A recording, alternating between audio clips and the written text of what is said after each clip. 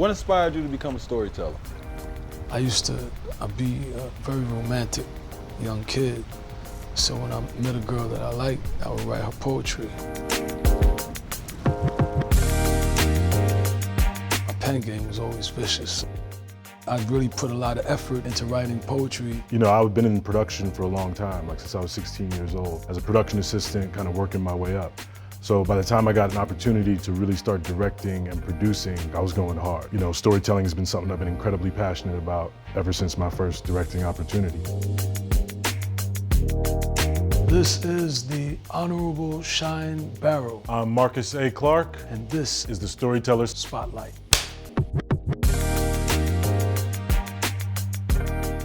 Everybody's journey's different. Mine was 23 years. I sacrificed my career and life and family to be someone with humanity, with integrity, with honor.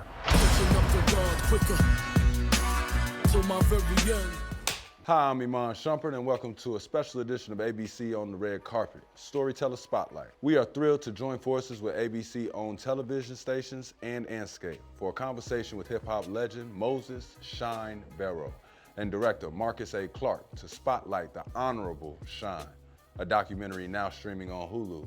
And as a hip-hop fan and artist myself, I feel so privileged to be a part of this conversation. So thank you for stepping into the Storyteller Spotlight with me. There's so much for us to unpack here, and we want to dive into some aspects of your story that were not part of the film. So let's discuss. Do you feel like storytelling plays a big role as far as like how humanity feels connected? Of course, 100%. I mean, it helps people understand people, you know, it helps you humanize stories. There's a lot of things, there's a lot of information and events that people could have a better understanding of, you know, whether it's empathy or compassion or just understanding, that when they see it in a film, it hits different, you know, it resonates a certain type of way. Yeah, Sean, what about you? What's your take on that? Well, you know, storytelling has been happening since the beginning of time. God said, let there be light. So words are very, very important. And words can be destructive. Words can, you know, give life. So all of us are connected. We experience highs and lows. We experience betrayal. We experience, you know, the exhilaration of falling in love. We experience disappointments. We experience poverty. Some of us experience wealth. Sharing those experiences is so important because we're so all interconnected. And so when you're telling a story, you might be telling your story, but your story is somebody else's story, which is why this documentary is so important, and why when I made music, it was so important, because I was the voice of the voiceless. And so to have a platform to tell, you know, my story, my hope was that the powers that be would hear the cries of the young inner city youth and actually do something about it. Come help. What would we do, you know, if we didn't have film? How you use your voice is key. So you could use your voice to tear the world apart and continue to add to the toxicity and to the poison that we oftentimes face. Or you could use, you know, your storytelling ability to craft, to maybe imagine, while putting in place the realities, but let's imagine solutions. You being a hip hop legend and you just being a hip hop expert, what makes hip hop the best way to tell a story? I feel like there's so many people that until they hear that song or they see that movie that has that song playing in the background, it's like it could give them the chills and it can leave people. So many people connect by, oh, that's your favorite song too. What about hip hop allows that version of storytelling? Hip hop is a gift from God. And whatever scriptures you read, whether it's the Quran, whether it's the Torah, whether it's the Christian Bible, you know, they'll tell you that the angels were singers. Music has always been therapeutic. Hip hop in particular comes from a place of despair. It came from a place of hopelessness.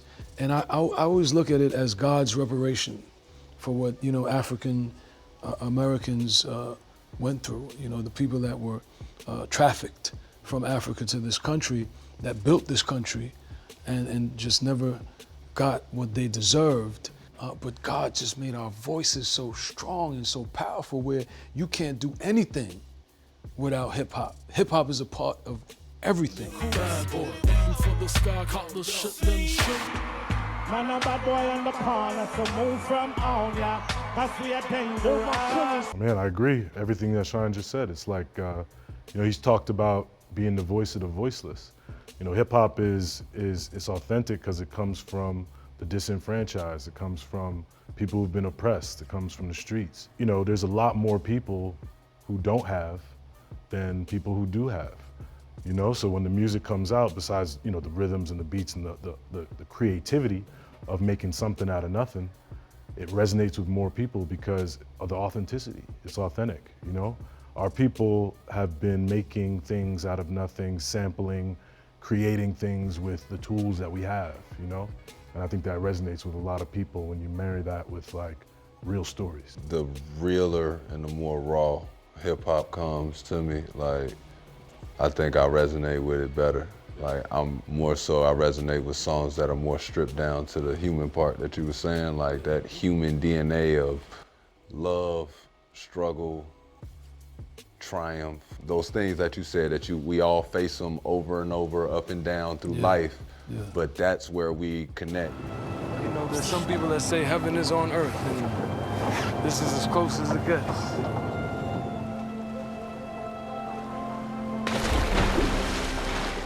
The film is extremely timely during the climate that we have in the world right now. Can you talk about the heart behind the film? It's been 22 years in the making to tell the journey of Shyne, this kid from Belize who grew up without a toilet system, went to Brooklyn, single parent household, struggled, never had my own room, used to drink water with sugar, got shot when I was 15, graduated high school and, went to New York City Tech during the night and delivered messages during the day. Got discovered, fought to put out a classic album, was on trial while, my record came out. My story is what cinema exists for. But then the interesting thing is when we look around us, life is cinema. Right? It's a movie happening as we speak. And so we really retell what is actually happening, and we capture it and we put it as a work of art. And I think when people see my process of constant battles and struggles, they'll recognize within themselves what I was able to find within me. At least that's the hope. That's what I verbalize constantly, is for people to understand that you gotta go to hell before you get to heaven, right? You have to have pain so that you can truly understand the pleasure. I don't want it to be like that. I don't invite it. I pray to God for mercy. I said, listen, man, I did like 23 years, 10 years, incarcerated, 13 years, deported. I'm like, listen, give me 30 years where everything just goes my way. I can handle it now. Because I think as human beings, we get complacent. And when things get too good, we don't know how to handle it. It's fact. That's why people commit suicide. That's why people take drugs and they become alcoholics and they go through these phases because they can't manage the greatness. It's like you almost feel guilty for things going so good. But when you're a person like me, everything I'm going through right now is so seamless because I've been through hell. So the fact that it's all working out, the fact that, everything is just aligned and it seems amazing to other people, but for me, the hell that I've been through, I ask God for heaven and He's given it to me, and it's on earth. It's not after we close our eyes. Man, that's beautiful. Some of my favorite parts are the cold open. It's based on Shyne's first song off the album, Shyne, Dear America. And, it's a beautiful moment that we shot in New York, we shot in Brooklyn, and it takes his first song and adapts it to right now. Give my people a chance. Financial literacy, empowerment, no shootouts and food stamps. It's entrepreneurship, home ownership, policy. And for me, that was important because, we want these films to be really immersive. You know what I mean? We want it to feel like an experience. I want the film to feel like you're listening to his music, that you're in his world. It's cinematic, it brings you in, it sets up the themes of the film being evolution, You know, we flash through different elements, different moments in his life, different chapters in his life, and keep coming back to him on this rooftop to get the audience and the viewers to really ask the question, how do we get to this point? You know, how do we get to him as a politician, suited and booted, clean? You know, so it's something that I really leaned into.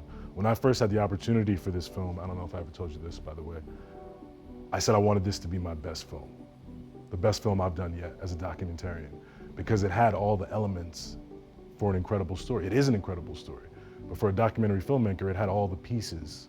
You know, it has evolution, it's got pain, it's got betrayal. Hit it on the head. Strike with all your might, boy, while the iron red. When you work to do, boy, do it with a will.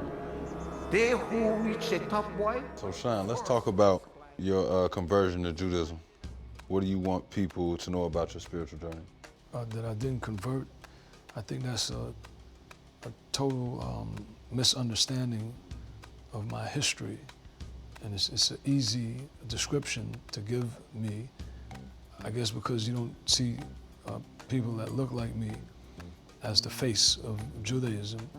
But, you know, the Israelites were 12 tribes and, you know, it came from Africa, you know, from Egypt. Being a Jew is not an ethnicity. So it's very important for people to understand that the idea that because, you know, someone doesn't look like the typical, what you consider as a Jew, because there really is no face of Judaism. Anybody could be a Jew. Judaism belongs to humanity. And so if that's what you feel might help you, fine. If other religions help you be the best version of yourself, I applaud that too. But I think our religion needs to be humanity. We need to care about other human beings. We need to live to be honorable, live to have compassion, live to be generous, live to be tolerant, live to be honest. All things that sound so cliche, but without divine intervention, you'll be an animal. And what do animals do, right? A pig can't think past go. A pig has no intellect. And unfortunately, human beings have the capacity to be pigs, depending on the choices that they make. Whew. Welcome to the world premiere of the Honorable Shyne. Let's talk the film and the premiere. You guys had a packed house. How was it just getting to see the audience's reaction for the first time? It's incredible. Seeing it on the big screen, it's a different experience, you know? I've been watching it on a computer, I've been watching it on a tablet for too long now. So it's like seeing it on the screen with an audience, you know, you see all your hard work in the picture, you see the way people are reacting to certain moments. There was a lot of moments we didn't even expect. People laughed or shouted, or, you know, Barrington, there was a sing-along in the theater, everybody was, yo!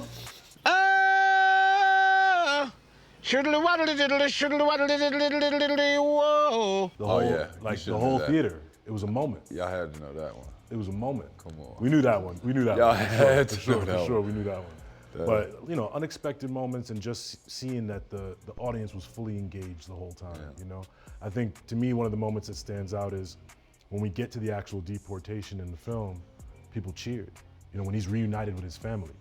When we first see him reunited with his family, we see this old footage, you know, people in the audience cheered and clapped. I think for me, it was a unique place to be because this is really the director's work of art. I'm just a subject. I'm the subject matter. It's like literally me sitting here and him painting me. And so I might look at it and be like, nah, I don't really look like that. Or I could be like, wow, you did an extraordinary job. And so in this instance, I definitely believe it's the latter. You know, he painted the picture well. Obviously, as a creative, you know, we talk about it. There's probably certain things that I would have did different, but I relinquished creative control. So I think it's masterful the way the director was able to try to congest such an expansive life into to 140, and you know the reaction from the crowd, you know, was tremendous. So we're happy. A lot of people are gonna do more homework after this. Yeah. Like, the documentary is like wonderful. You know what I'm saying? It really give you a perspective to have. Yeah.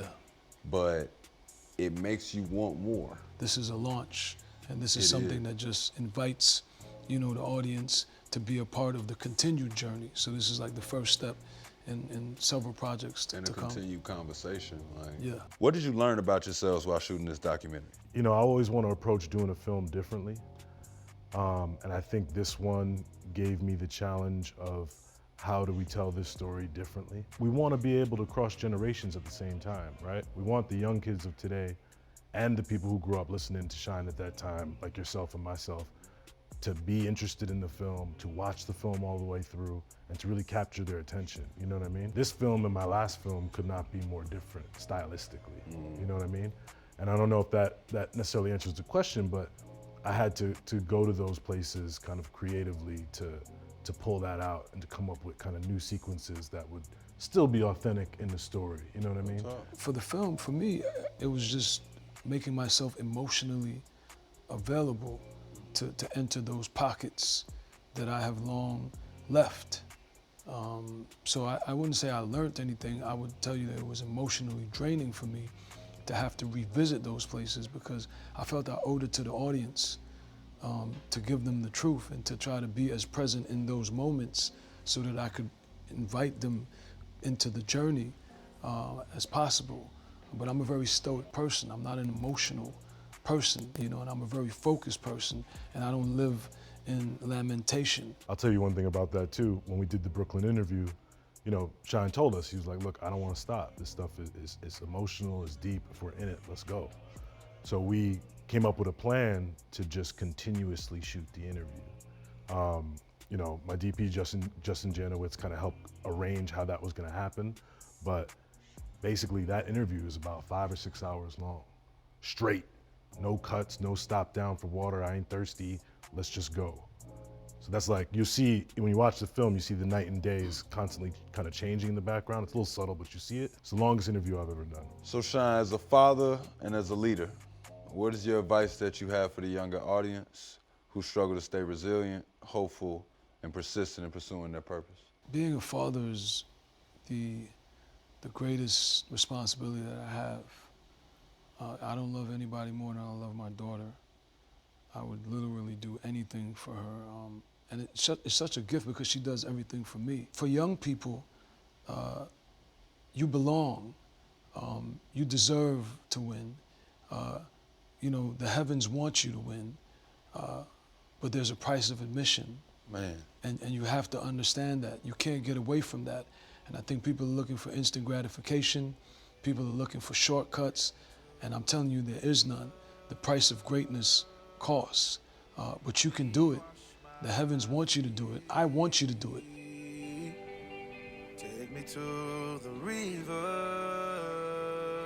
What global impact do you want the film to leave? The film and Shyne's story is ultimately about transformation, and it's about evolution. And I think it's gonna have an impact for a lot of people, because you see, someone go from a young man to a teenager to an adult. And at every stage in his life, where you start when you're younger is not necessarily where you're gonna end up when you're older. And so I think the impact is about, not anything salacious, it's about the resilience, of the human spirit and the ability to adapt and transform and still come out on top, the ability to reinvent yourself. I think people need to know they have options. It's not just about being a rapper, it's not just about being in the streets. And even if you are doing that, there's still the ability for you to reinvent yourself. I think that God talks to us. The idea that this elaborate set, you need a producer, you need the camera people, everyone is playing a part. And everything in life is so deliberate. The atoms and the electrons in your body, the blood veins, everything is crafted so deliberately and so intelligently. There's no way that we exist on our own. Life talks to us. And so my hope is that this is going to have a global impact of talking to the people that need to hear this, that need to hear how time works. The impact I want people to feel is that I'm them. I'm not better than anybody. None of us are special. I don't believe any of us are special. I don't care whether artist, athlete, billionaire, president, prime minister, we're all from the same human construct. And these vehicles, like I said, music, documentary, is here to talk to humanity. This is God's way of communicating all of the intelligence, all of the information that they need. Life is a theater, and it's meant, in order for you to win, there has to be a possibility that you lose. Or what will winning mean? It means something, right? And that's life. Life is a theater, and so the greater the challenge, the more people think you can't do it, the greater the victory. So when I see things happen, and I've been there, you know, it's 46 years, and I've been through all that you can imagine, but I want to transmit this to whoever's listening, that this is a theater, and God wants you to win. He wants you to be the star of your show. You're designed to win. It's a secret. But you got to make the right choices, and you got to believe. Thank you, Sean. This has been an enlightening conversation. Thank you so much, Shyne and Marcus, for taking the time to join the conversation. The Honorable Shyne is now streaming on Hulu. Go check it out.